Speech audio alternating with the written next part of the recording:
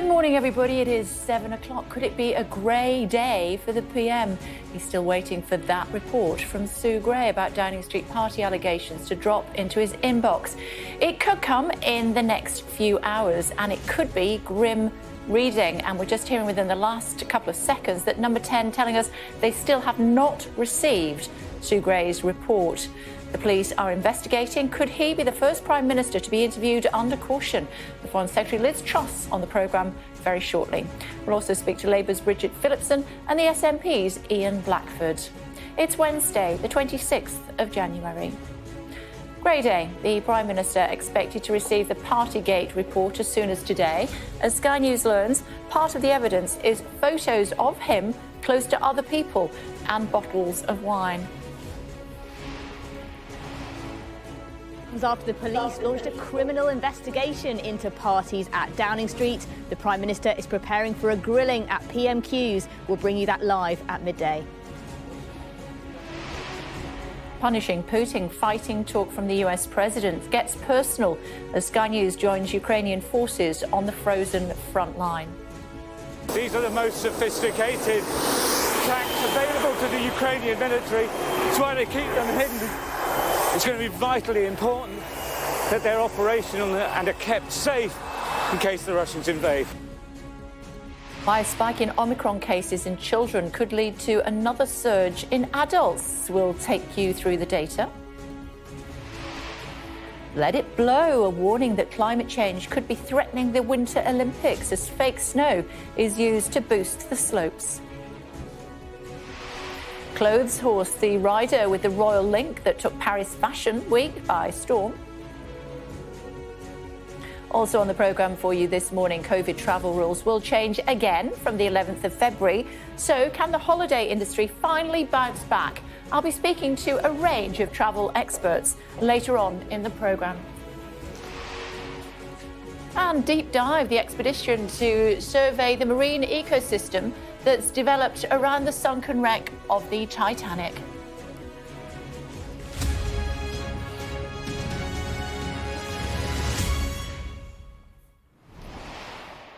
Good morning. The Prime Minister is waking up this morning to one of the most crucial days in his premiership. And the breaking news in the last minute, Number 10 telling us they have still not received the Sue Gray report. Sue Gray's Partygate report into whether lockdown rules were broken could, though, drop into his inbox in the next couple of hours after police announced they're launching a criminal investigation into Downing Street gatherings. It's expected to be grim reading in parts. Big question this morning, can he survive? Let's take you through the key developments for today. Here they are. If police decide to interview Boris Johnson under caution, it would be the first time ever that that's happened to a Prime Minister.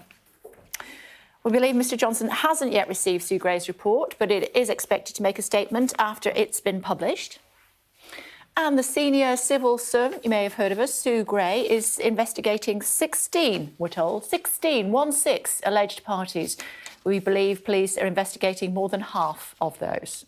Sky News understands Ms Gray has received photographs which show Mr Johnson and others close together with wine bottles when COVID rules were in place. His future may be uncertain, but what is certain is he'll face a gruelling Prime Minister's questions later on today. We'll bring that to you live, of course, on Sky News at midday. Somebody who will be there offering him support is the Foreign Secretary Liz Truss. She is with us this morning. Good morning. Thank you very much indeed. Are we right in saying that Downing Street hasn't yet received the Sue Gray report? That's correct. And of course, it's an independent report. It's a matter for Sue Gray. When she sends that report, when she's completed her work. OK, when she does, we will see all of it. We have been absolutely clear that we will publish the findings of the report.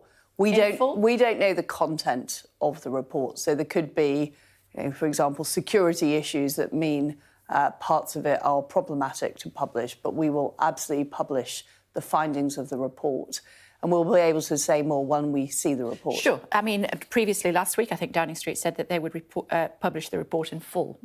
That's basically the same as what you're saying. Exactly. Unless there's a national security issue. Unless there is some specific issue, but we want to make the findings of the report public. We want to be open and transparent. That's why Sue Gray has been asked to do that report. Sure. OK. If he has broken the law or misled Parliament, should he resign? The Prime Minister has appeared before Parliament. He has apologised for what has happened. He's admitted that mistakes were made, and I 100% support him and want him to continue as Prime Minister. This is what he actually said on the 8th of December. If you'll just indulge us, we'll share this with our viewers. Here we go. I can understand how infuriating it must be to think that the people who have been setting the rules have not been following the rules, Mr. Speaker, because I was also furious to see that clip. I have been repeatedly assured since these allegations emerged that there was no party and that no COVID rules were broken. If it's proven that he was at a party, should he resign? I'm not going to prejudice the findings of the Sue Gray report, Too late or now, she's already done it. or indeed the police investigation that is now taking place about what happened. What I'm saying, Kay, is the Prime Minister has apologised for what has happened. He said mistakes were made. I believe that he's done a fantastic job as Prime Minister, whether it's delivering Brexit, delivering the COVID vaccines, the booster programmes.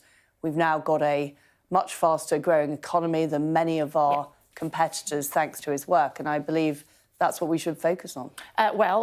You can't prejudice the report, of course, because she's already done it. The question is, let me ask you this then. When were you aware of the police investigation?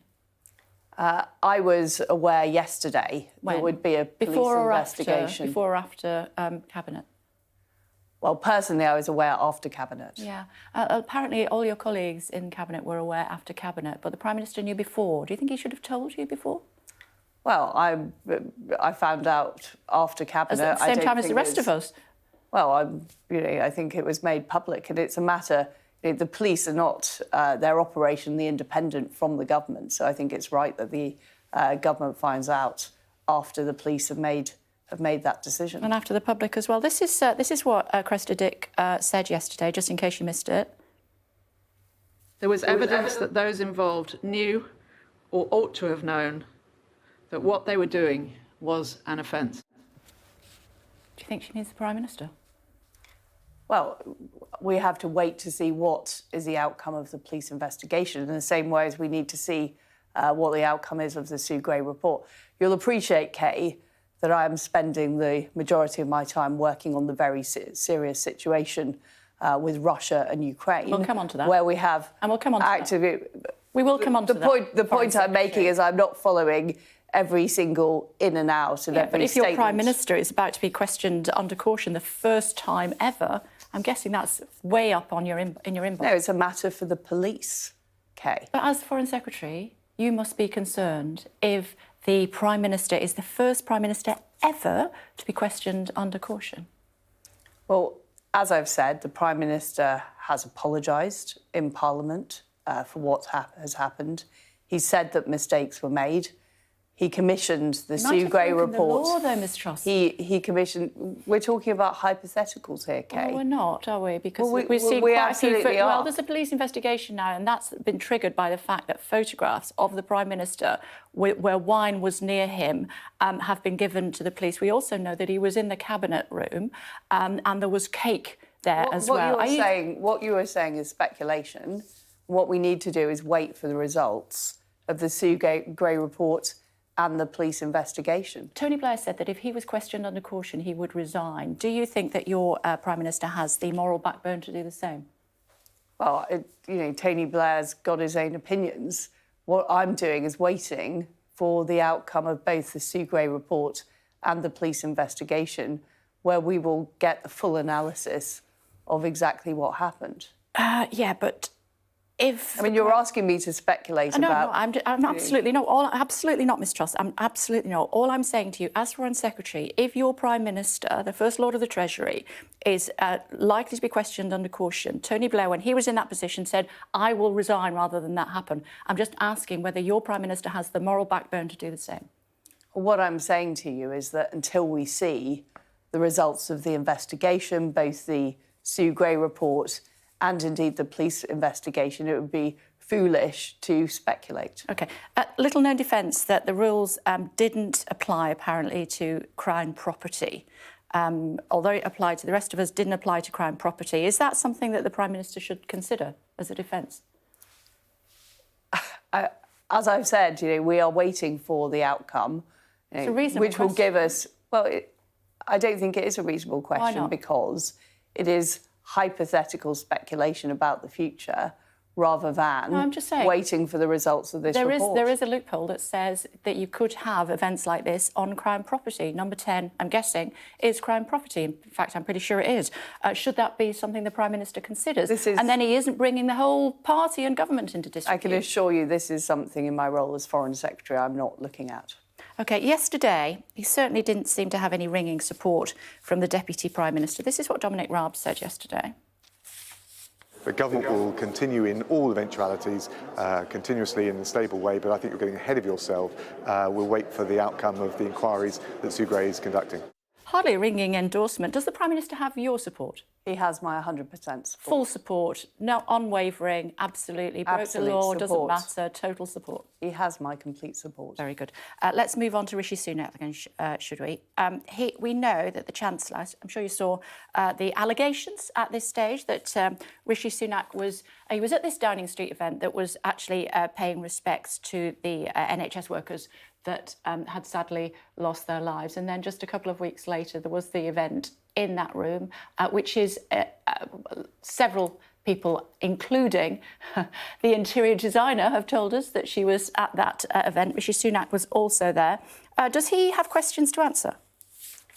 As I've said, we are waiting for the results of this investigation. Which one? Sounds like, Which the Sue Gray report. OK. And it sounds like so after Sue Gray, you'd be able to answer all these questions. It sounds like it will come out very soon. So I suggest we wait for the facts rather than discuss various pieces of speculation about what might or might happen. She put out a statement yesterday, Ms Tross, to say that she was there because she'd been asked to a meeting with the Prime Minister. As I said yesterday, I can't believe that in the middle of a pandemic, an interior designer came down 3 flights of stairs, went into another building and then into the incredibly secure cabinet room without being invited. What we need, Kate, is the full facts.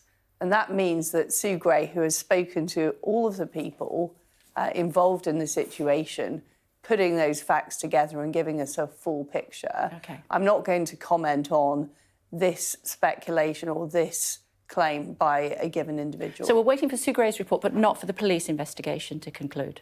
You'll be able to talk to us more about what went on. I'm very happy to come on your show and say nothing. The Sue Gray report has been published and talk about what's in it. OK, great. I'm very happy to come on your show once the police have completed their investigations and talk about it. So that's twice you've promised. I'll make sure the team are on that. Well, I'm extremely keen to come on your show. I'm always delighted to have you, as you can imagine, Ms Truss. Did you go to any parties? That's not speculation. I didn't. Any? No. Were you ever invited? No. You hesitated. Oh, no, I wasn't. I was thinking about it. OK, some MPs have said that we need a sense of proportion over the Prime Minister being given a bit of cake. Do you agree?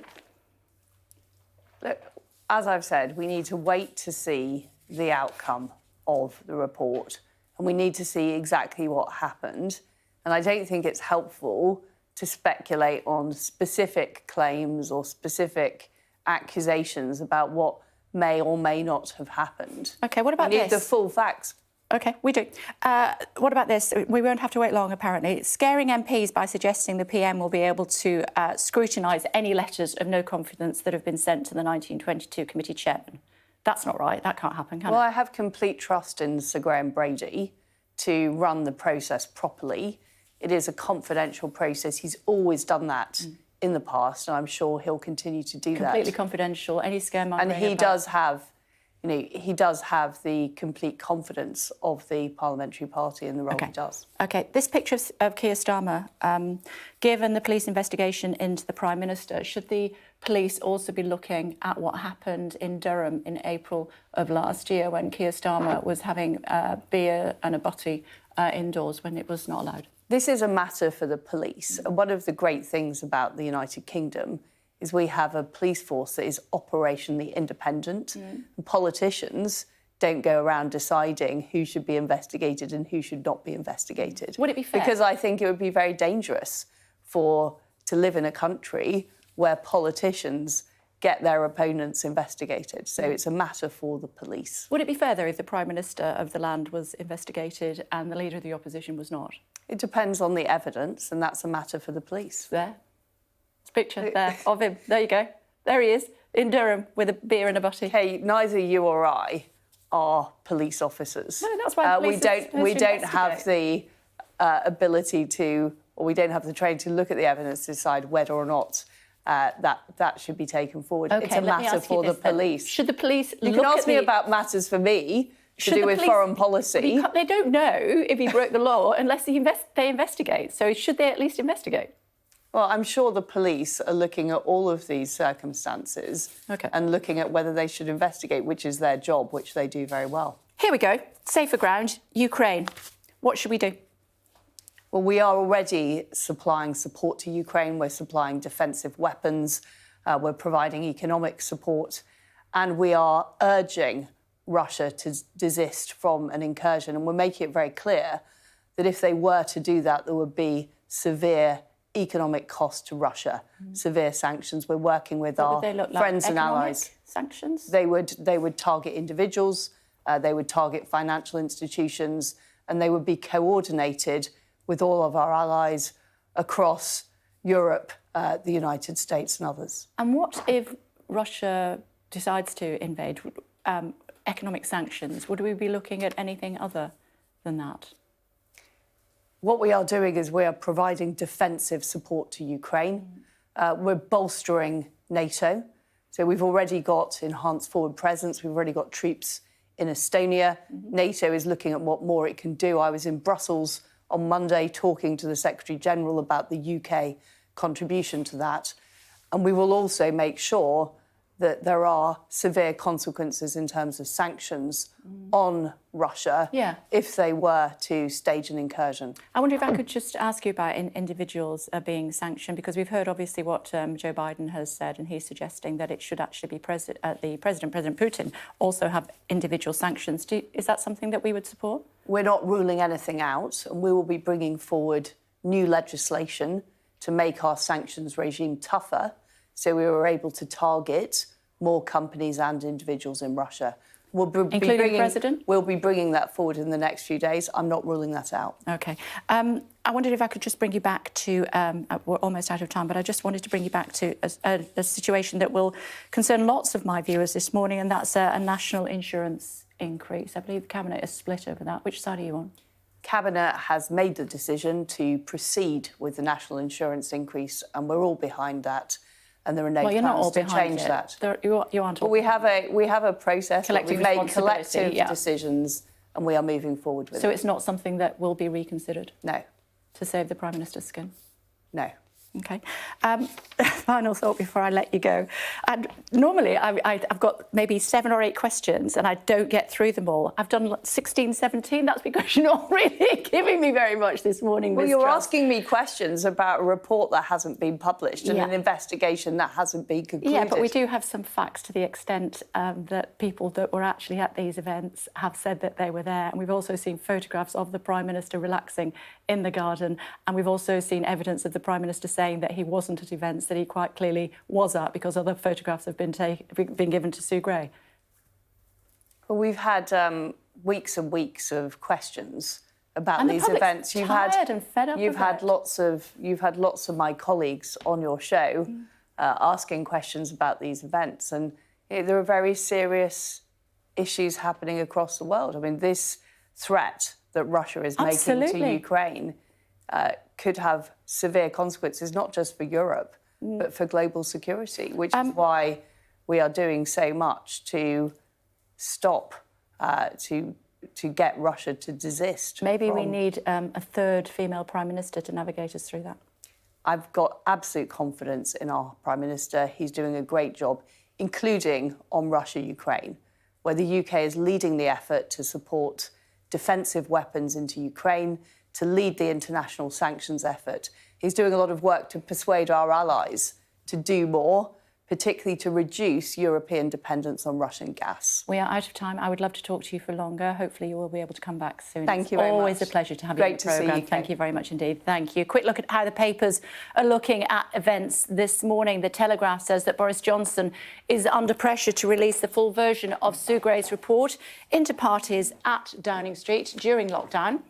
The Metro declares you've had your parties, now here is the bill. A pun, of course, on what we call the police service in this country. The Met saying that they will investigate.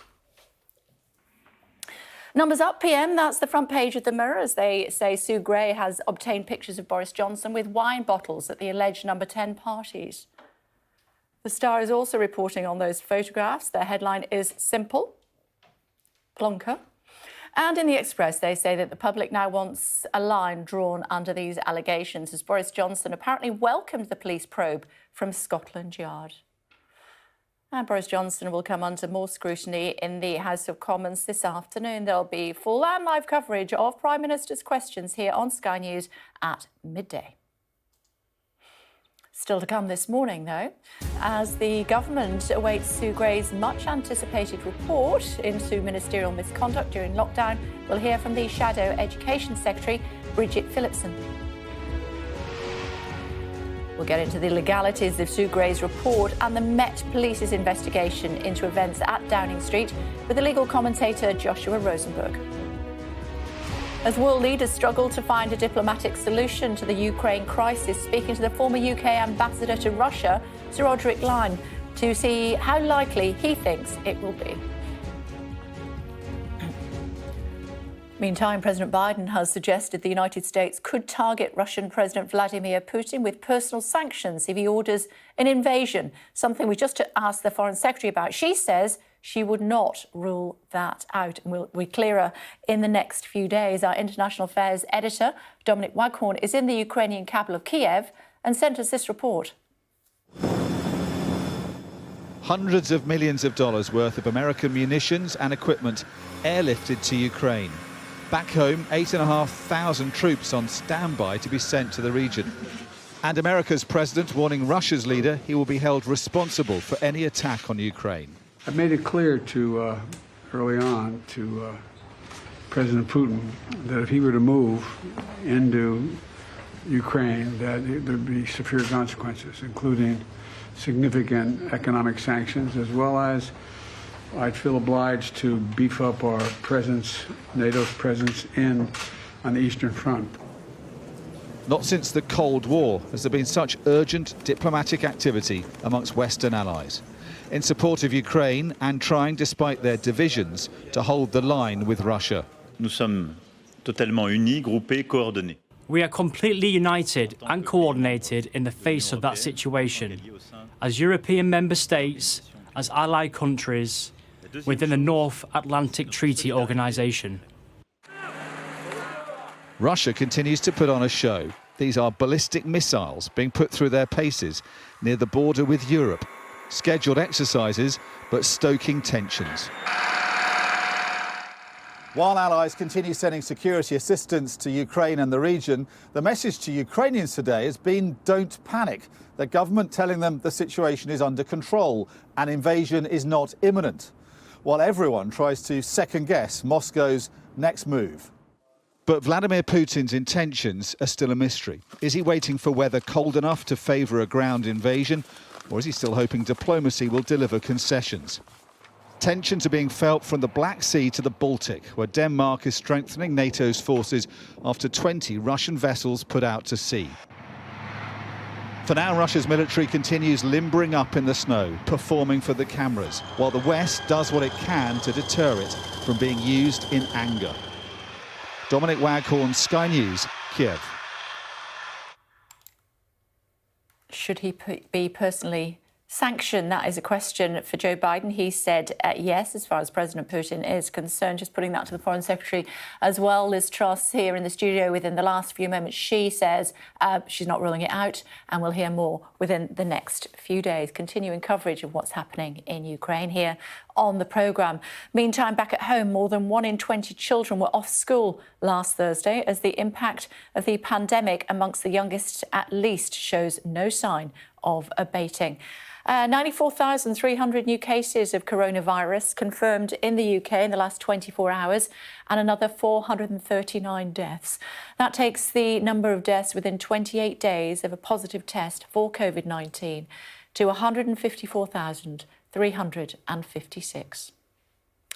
Meanwhile, scientists from Imperial College London have released more details of studies into the prevalence of the virus. Looks a little bit like this in the form of Milena, who's standing by at the Department of Health for us. Hi, Milena, what is it saying?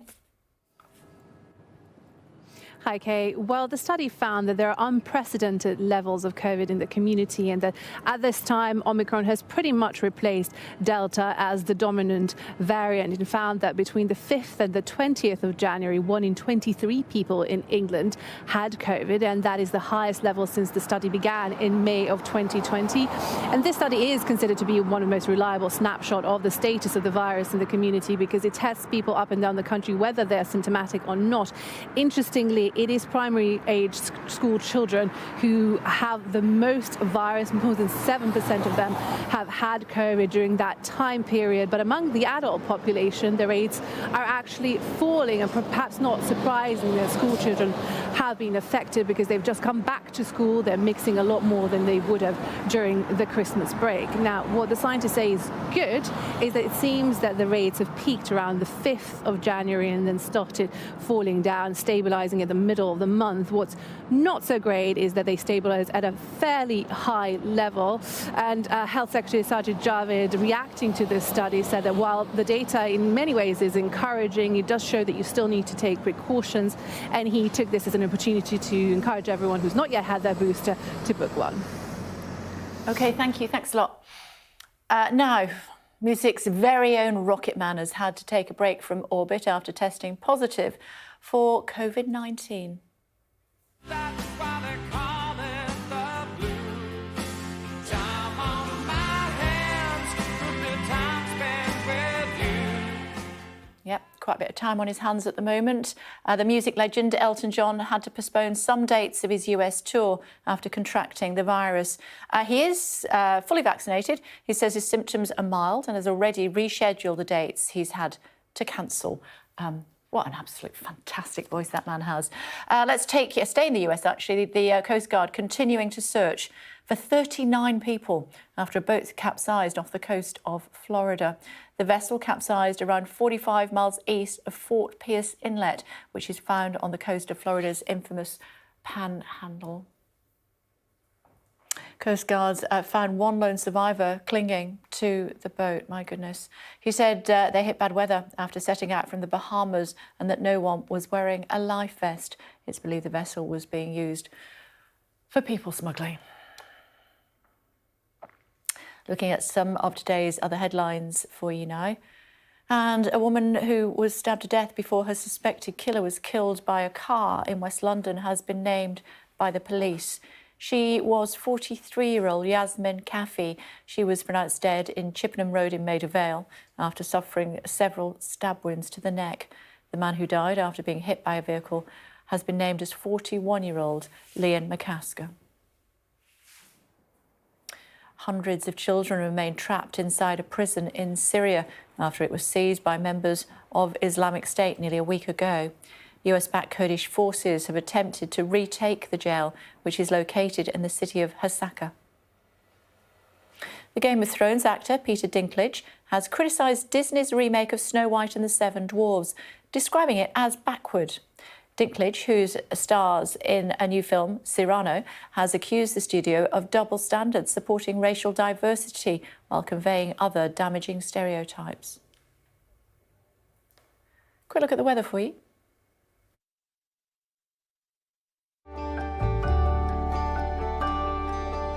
Look forward to brighter skies. The weather, sponsored by Qatar Airways. Rain will move into the north on strengthening winds today, but much of the south looks dry. There'll be a largely dry start to the day with extensive cloud, meaning most places will be frost-free. The weather, sponsored by Qatar Airways. One of the pictures that we loved this morning, Paris Fashion Week. Here we go. It's known for its weird and wonderful creations. But take a look at this for something a little bit different. But that's what you call a clothes horse. Charlotte Casigari, the granddaughter of Princess Grace Kelly of Monaco, appeared on the runway on an actual horse, racing an actual horse. A horse named Cusco seemed to have enjoyed it, its first runway or catwalk experience, trotting around the elaborate set design before it broke out, as you saw, into a canter there. Most impressive. As world leaders struggle to find a diplomatic solution to the Ukraine crisis, speaking to the former UK ambassador to Russia, Sir Roderick Lyne, to see how likely he thinks it will be. That to come. Hello again, everybody. Our top stories for you this morning. The Prime Minister now waits to discover his fate as the official report into whether lockdown rules were broken could be published as early as today. Prime Minister's questions midday today. More talks are due to take place in Paris today over the Ukraine crisis. President Biden has threatened to impose personal sanctions on Vladimir Putin if Russia invades. We're hearing from our own Foreign Secretary that potentially Britain could do the same. A new study from Imperial College London has found a sharp decrease in cases of COVID-19. However, the dip has now increased after children have returned to school. Pressure growing on the Prime Minister today with the Sue Gray report into alleged Downing Street expected to land in his inbox imminently. Not there yet. Earlier, I asked the Foreign Secretary, who has been tipped as a front runner to succeed the PM, should he go, whether she fully supports Mr Johnson. The Prime Minister has appeared before Parliament. He has apologised for what has happened. He's admitted that mistakes were made, and I 100% support him and want him to continue as Prime Minister. Tamara standing by at Downing Street for us this morning. Still not got the report then, Tamara?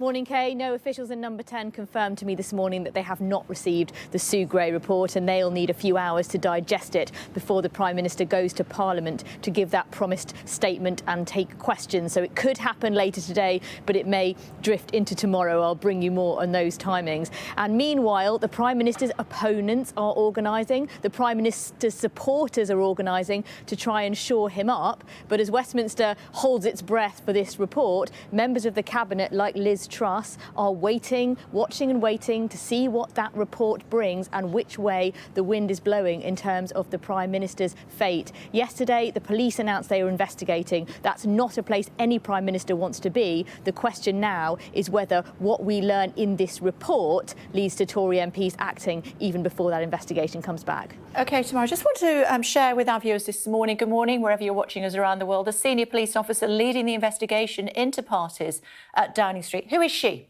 The Deputy Assistant Commissioner, Jane Connors. She leads the Met Police's enforcement for COVID-19. Last year, she was forced to defend the service's handling of the Sarah Everard Vigil on Clapham Common after clashes between police mourners. So that's her. That's the lady who will be looking into it. I also asked the Foreign Secretary if she went to any parties during lockdown. This is what she said. Did you go to any parties? That's not speculation. I didn't. Any? No. Were you ever invited? No. You hesitated. Oh, no, I wasn't. I was OK. thinking about it. Definitely no parties then tomorrow for the Foreign Secretary. We do know that Rishi Sunak certainly was in the Cabinet room when cake was being given to the Prime Minister. Well, she said it was a no to being invited or going to any. We know Rishi Sunak turned up to a COVID meeting at the end of the Prime Minister's birthday, perhaps caught a bit of the cake and singing. I haven't had that aspect of it confirmed. What we know, Kay, is that Sue Gray's report is going to paint a picture of goings-on in Downing Street that will outrage many people who were locked in their homes and following the rules. Exactly who it touches, who saw what, who was there, who organised it, is what we're waiting to find out. OK, Tamara, thank you. Tomorrow's take at 9 o'clock. Number 10, we are hearing, like the rest of us, Still waiting for the Sue Gray report. Could happen as early as today. Probably not tomorrow. It's Holocaust Day tomorrow, so unlikely that it will be tomorrow. That takes us into Friday. Lots of MPs away and their constituencies for the weekend. Does that take us into next week? Or could it be this morning? Don't know. If you're watching, Prime Minister, let us know. If you're watching Liz Gray, let us know. Other news, world leaders are continuing to try to find a diplomatic solution to the Ukraine crisis, with talks being held in Paris today. Boris Johnson has committed British troops to Eastern Europe if Russia invades Ukraine, while the US is exploring sanctions on Vladimir Putin himself. With us now is the former UK ambassador to Russia, Sir Roderick Lyne. Hello to you, Sir Roderick. Thank you so much for taking the time to join us this morning. I was putting to the Foreign Secretary a little bit earlier on whether or not the UK would fall behind the United States and put personal sanctions against President Putin. Do you think that would make any difference? Well, I think the first thing is it was quite clear that President Biden was talking off the cuff. And Vladimir Putin, I don't suppose, has any plans to take his grandchildren to Disneyland or the Tower of London in the near future. I don't think personal sanctions on Putin would constitute any kind of a deterrent. They'd probably boost his popularity in Russia. And I rather doubt if countries like France or Germany would follow this. So I wouldn't take that too seriously. It's not a big deterrent. OK, so what would be? Certainly the sort of fairly major sanctions that the West is preparing. Also the fact that the more that Russians push forward militarily, the more that NATO is going to have to reinforce, as Britain has made clear and other NATO countries have made clear, the countries on the borders of Ukraine and Belarus, frontline states like Poland and so on. That's absolutely the reverse of what Russia actually claims to want. We're not at that point yet. We're in a stage of a lot of saber rattling, the Russians using the threat of an invasion to try to force concessions out of the West and concessions out of Ukraine. But we're still at a stage of talking. As you mentioned in your report, there's going to be a meeting in Paris today. That's not at a very senior level. It's a continuation of the Normandy process, which has been going on for 8 years and has failed to find a settlement to the border question in Ukraine. Much more seriously, later this week, the Americans have promised to give the Russians a written response to the Russian demands that may or may not lead to serious negotiations. We have to wait and see. As an ambassador to Russia previously, which do you think they take more seriously? Is it economic sanctions that can be crippling, but in both directions, thinking particularly about a gas line that we are rather attached to, or is it the threat of military sanctions, military activity? I think they need to take both seriously, but neither is going to cripple Russia. Gas is a two-edged weapon. I mean, we in Britain don't, of course, buy Russian gas, but we would suffer a spike in energy prices, which are already very, very high. But the Russians need to sell gas. It's their biggest single export commodity. And they can cut it off for a short time, but it starts to hurt them fairly soon. So, you know, there is a lot of downside for Russia. I think the big calculation that Mr. Putin has to make as he looks at his different options, he's keeping his options very open, are the costs of different forms of action against Ukraine, the long-term costs to Russia. And there are no good military options for Russia. There are options that might give them control of Ukraine, but would give them an absolutely huge headache for years and years to come, on top of sanctions, on top of a wider chasm with the West, and on top of becoming more dependent on China. Since 2014, Russia has been very isolated in the world, very dependent on China. But the Russians privately, they never say this in public, see China as a long-term strategic threat to Russia. So that's a very uncomfortable position for them. And I think Putin has got himself into a hole. And I think there's a danger for him that if he doesn't go down the path of negotiation, which at the moment doesn't look very likely, that he's going to dig Russia deeper into a hole. A final thought before I let you go, Mr. Ambassador. So you feel that he's doing this to try to remain relevant? No, I think he's doing this because the number one strategic priority of Russian foreign policy for years and years has been to try to gain control of Ukraine. That's not necessarily to occupy Ukraine, but but it's to have a veto over Ukraine. It is to keep the West out of Ukraine. It is to establish a sphere of influence in the territories that used to be in the Soviet Union, which is dominated by Russia, and where they can effectively repel too much of a drift towards the West. He's failed for 8 years to achieve that objective. He's now decided, at a time when the West looks quite weak and divided, to try to bring it to a head and to see if threats and coercion can get him over the line. But it's been a tale of failure for Putin up to now. OK. Former Mr Ambassador, thank you so much for joining us with your expertise from southwest London this morning. Slightly warmer than I'm sure they are in Russia today. Thank you. Thank you. Got a special report for you from Ukraine now with our chief correspondent, Stuart Ramsey, who spent the day at a top-secret Ukrainian base where intense training is underway in preparation for a potential Russian invasion. It's not a secret what weapons, systems and equipment the Ukrainian military has. Where they keep it, though, most certainly is. This camp is top secret, hidden in woods in the Donetsk region of eastern Ukraine. Sky News is the first media organisation to ever film here. If there is going to be a resistance to an invading Russian force, it'll come from here.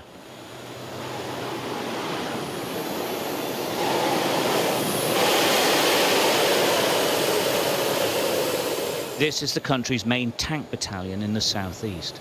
As the tension continues to grow over a potential invasion, the tank crews are undergoing intense training.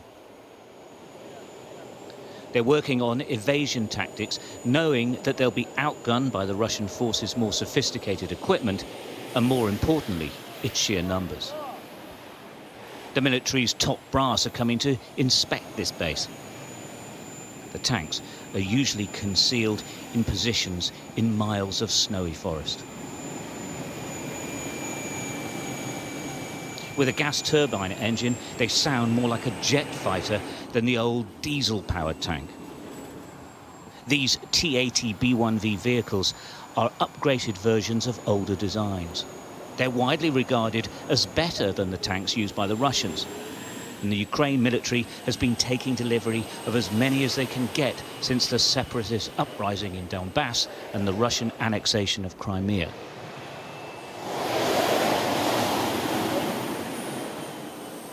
An investment that now appears wise.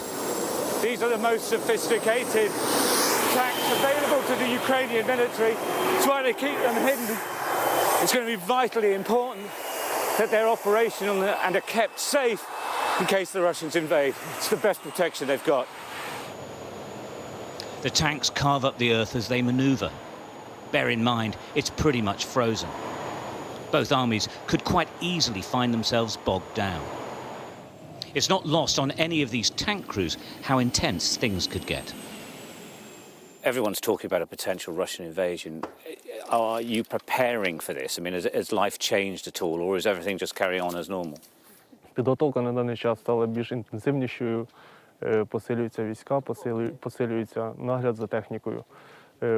Всі можливості, які зараз, всі можливості склоняються до того, що екіпажі навчаються, техніка готується, всі в посиленому режимі та в режимі очікування. Experts do not believe that if an invasion takes place, there will be actual World War II-style tank battles on open plains. Tactics and missile systems are different now. But in the current uncertainty of what may happen, absolutely nothing can be ruled out. Stuart Ramsey, Sky News, Eastern Ukraine. Those freezing temperatures are exactly what they want in Beijing at the moment. Winter Olympics just over a week away, the opening ceremony. The use of artificial snow is posing tough environmental questions for officials. The Games will be first to rely on almost 100% of artificial snow, using more than 222 million litres of water. Tom, standing by in Beijing for us. Why do they have to create their own snow, Tom? And how bad? They sometimes have to add chemicals, do they, as well? Yeah, this is all man-made snow. One of the issues with holding the Winter Olympics in Beijing, forget the diplomatic boycotts, forget the air quality index, is the fact it doesn't snow in Beijing. It's an incredibly dry place. It is a cold place, but it is very, very dry. So they're going to have to create all this snow using a tremendous amount of water. That's around 74 Olympic-sized swimming pools of water to make this snow. So that is raising questions about how green these games are going to be, despite the fact that Beijing says they will be entirely green energy powered. This water is an issue, especially because Beijing doesn't have that much water. It's very difficult to supply this city with water. So questions being asked, and also mentioned in this report by Loughborough University, is it's not just bad for the environment, it's bad for athletes. When you use artificial snow instead of natural snow, it's a lot icier, so that leads to the snow being packed down, it's gritty, and there's a greater potential for athletes to fall and injure themselves. So they'll be on alert about that. But this isn't necessarily just about Beijing. This is a warning specifically about Beijing because the games are going to start here. But this report says this is going to be an issue going into the future. Other winter resorts are making their own snow. This is only going to get worse. So they want people to focus more on climate when it comes to awarding games to cities for any sort of sporting event. OK. Thanks, Tom. Thanks a lot. Now, unless you are good at guessing, it's not much use being a detective. Those are famous words of which super Mesdames, Messieurs, I give to you Hercule Poirot. Love the way he says it. Do you know what nationality he is? Known for his... Yes, you do, Amy. Guess. The director's saying, no, she doesn't know. She does. It's one of those. Name 3 famous Belgians. That's one of them. Known for his standout performances as the moustache-twirling investigator in Agatha Christie's Poirot, the actor, Sir David Suchet, has received a knighthood at Windsor Castle. 75-year-old said it was his proudest moment to be honoured for services to drama. Can you name 2 other famous Belgians? I'll leave that one with you. Muscles from Brussels being one of them, leaving you just one. Let's get more on the Downing Street parties now and the legalities around the Sue Gray report and the Met Police's own investigation into events in Number 10. Joining us now to explain the implications, our legal eagle, Joshua Rosenberg. Hey, Joshua, thanks for joining us this morning. Goodness me, what a mess this is. What happens next as far as the police investigation is concerned? What are they looking at? They will be investigating some of the findings of Sue Gray's report. We, of course, haven't seen that. It's not clear whether we're going to see that today. But during her investigation, Sue Gray kept in touch with the Metropolitan Police. And yesterday, the Commissioner made it clear that some offences were sufficiently serious for the Met to investigate. Other offences alleged were less serious and wouldn't be investigated. So we can expect the police to spend some time interviewing witnesses, perhaps interviewing suspects, and reaching conclusions on whether they think criminal offences have been committed. And Joshua, if the Prime Minister is interviewed under caution, he would be the first Prime Minister ever for that to happen to. Tony Blair said, if you do that, I'm going to resign. If he is interviewed, questioned under caution, what does that actually mean? Do they read him his rights? How does that proceed? Yes, they read him his rights and they say you don't have to say anything, but if you do, it may be used in evidence against you. And the point about that is that if he were to be interviewed under caution, he would clearly be a suspect. Boris Johnson would be, in those circumstances, somebody suspected of committing a criminal offence. Now, you may say, not a terribly serious criminal offence, but a criminal offence nevertheless. And Tony Blair, as you say, his officials told the police who were investigating honours breaches when he was Prime Minister that if he was interviewed under caution, he would have to resign because of the implication that the Prime Minister had committed a crime. Misconduct in public office, apparently, is also something that could be investigated. This is a common law offence, meaning it was laid down by the judges, meaning it is terribly vague and unclear, and it also means that there is no maximum penalty. Life imprisonment, in fact, is the maximum penalty in theory. This is quite different from breaches of the coronavirus regulations, where the normal thing would be a fixed penalty, perhaps £100, unless it was challenged in the courts.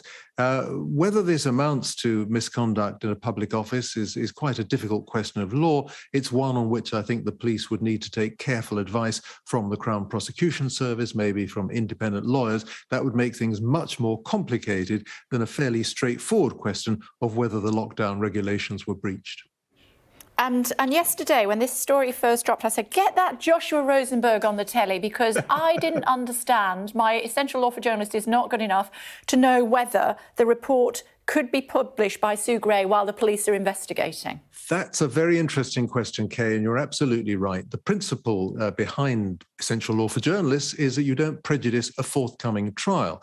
If people are under investigation by the police for criminal offences, we don't discuss what happened on the media because it might prejudice the jury. However, in this particular case, there's very little prospect of a jury trial. This would be dealt with in a magistrate's court, possibly by a district judge sitting alone. And so it seems to me that there's very little prospect. Now, yesterday, Downing Street was suggesting that Sue Gray's report would be edited to remove references to cases that might come before the court. That was something that raised a lot of concern, and the Metropolitan Police said, as far as we're concerned, we're perfectly happy for it to be published. I think that's the right approach. I can't see any prospect of prejudicing a trial, and if there was a prospect, it's much more important that the political debate should be properly informed, in my view. I'm writing all that down in my shorthand so that I can put that to the Minister tomorrow.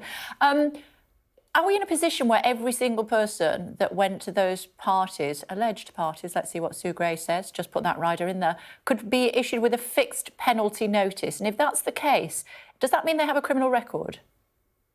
In theory, I suppose anybody who deliberately went to a party and assuming that it was a breach of the lockdown regulations, which seems pretty clear, although it's quite complicated, yes, in theory, they could be. But in reality, the Metropolitan Police Commissioner, Dame Cressida Dick, made it very clear yesterday that she would be looking at the more serious cases. I think a fixed penalty notice isn't quite on the same level as a criminal offence, but it is obviously an admission of criminal wrongdoing, and it's not the sort of thing that you would like to have. I think you could compare it to a speeding penalty, which is a serious matter, but perhaps not something that bars you from high office. If you're a judge, you can possibly still carry on if you admit to certain parking offences and other offences. So it is a serious matter, but it's not quite as serious as a conviction in the criminal courts. Joshua, we're out of time. I need a one-word answer. Could the person who organised any of these parties find themselves with a £10,000 fine for organising a party, yes or no? It is possible. You can't rule it out. You as always. Thank you, Joshua. Thanks for the explanation. He's so clever, isn't he? So clever. Have a quick look at this lady. She's not quite as well known as Sue Gray, but she's getting there. She is Lulu Little, saying absolutely nothing about that cake in the cabinet room. Do you regret going to his party, Lulu?